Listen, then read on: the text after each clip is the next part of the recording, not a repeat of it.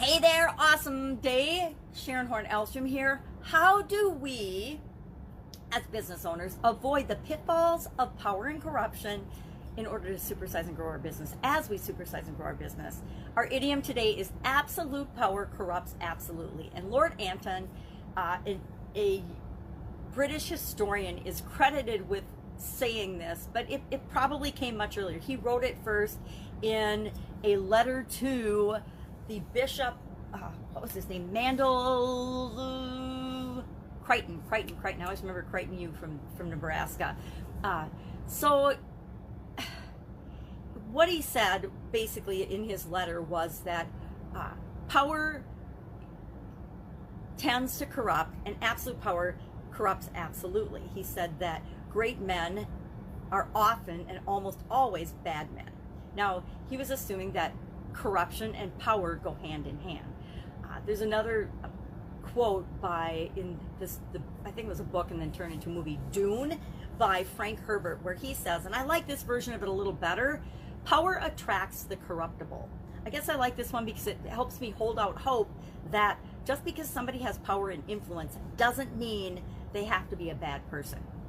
Although positions of power with respect to religion and politics and in any organizations, even in our homes, can lead to corruption and fraud and mistreatment of other individuals. It can lead to corruption. Now, there's a difference between persuasion and manipulation. There's a lot of people right now, especially with movie stars and influencers and social media and the media in general, where people think that because they're famous, that makes them an expert on everything. Think actors or actresses or athletes, famous athletes, spouting off about politics and religion and social justice and all kinds of things like that. Just because they can pretend to be someone else on screen or they can perform well athletically does not make them an expert on other fields and other industries. It's like me pretending to be an expert about brain surgery because I've read some books on the brain, right? It's ridiculous and it's ludicrous. Yet millions of people flock to these people for their advice and for their influence, and they take what they say, including the media, American media, as absolute gospel truth. Now, there is no better example of it right in this day and age. You know, we look back to ancient times and we see so many examples of abuse of power. The Egyptian pharaohs, the Roman emperors thought they were gods and claimed themselves gods. Think of Napoleon. Think of other rulers and leaders throughout time. Okay, Hitler, I hate to use that example, but Hitler was a prime example of absolute power corrupting. Now, is that absolute power corrupting, or is that power attracts the corruptible? And then in that example, as in America we're seeing today, there's a whole lot of crowd thinking and crowd mentalities. There's been a lot of scientists that have done studies on crowd thinking and crowd mentality, and this information has been used by businesses and leaders in all walks of life to create propaganda, to manipulate. It's been used to persuade, but it's also been used to manipulate. Mass marketing for the masses has been a huge influencer, and you can see it in this current situation in the United States. The media has been enlisted as a party in a giant propaganda and manipulation. I call it a hoax. You can call it whatever you want. You can say whatever you want. You can be on any side of the political situation, which, you know, I've been pretty clear about where I am, but it doesn't matter because it applies to all of us. All of us human beings are being exposed to this. When does this happen? It happens when big players have no responsibility and no accountability for their actions.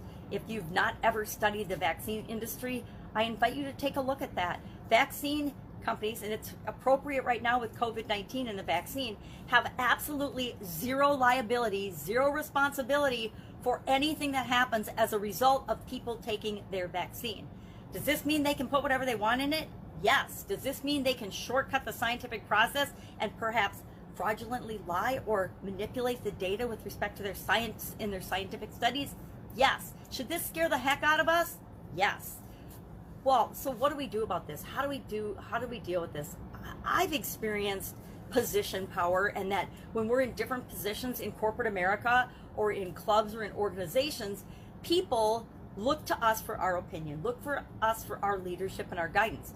How do we make sure that as leaders and influencers and guides for other people, we keep their best interests at heart and not make it all about us and our selfish interests?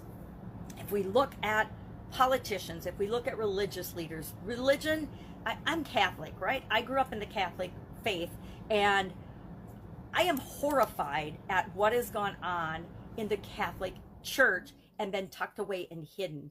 That is a huge example of corruption and absolute power corrupting absolutely. Politics, same thing. How many politicians, how many businessmen think that they can do and get away with whatever they want? We're seeing it in the news all the time here in America, where there's all these sanctions. And I think we're seeing it throughout the world, where there's all these sanctions and rules and laws that are going to be enforced for everybody with respect to COVID. You got to wear your mask. You can't have Thanksgiving. You can't have more than 6 people. You have to be 6 feet apart. And if you're not, we're going to come into your house and we're going to arrest you. People have been arrested for not having masks on out in nature. There's a man that was paddleboarding out in California, and he was arrested and hauled away in front of his child because he didn't have a mask. No, that was the guy at Costco. Never mind. There's so many stories about this. It's horrifying about people being arrested. Yet the politicians and the people that are making these rules and guidelines are caught on tape not following them themselves.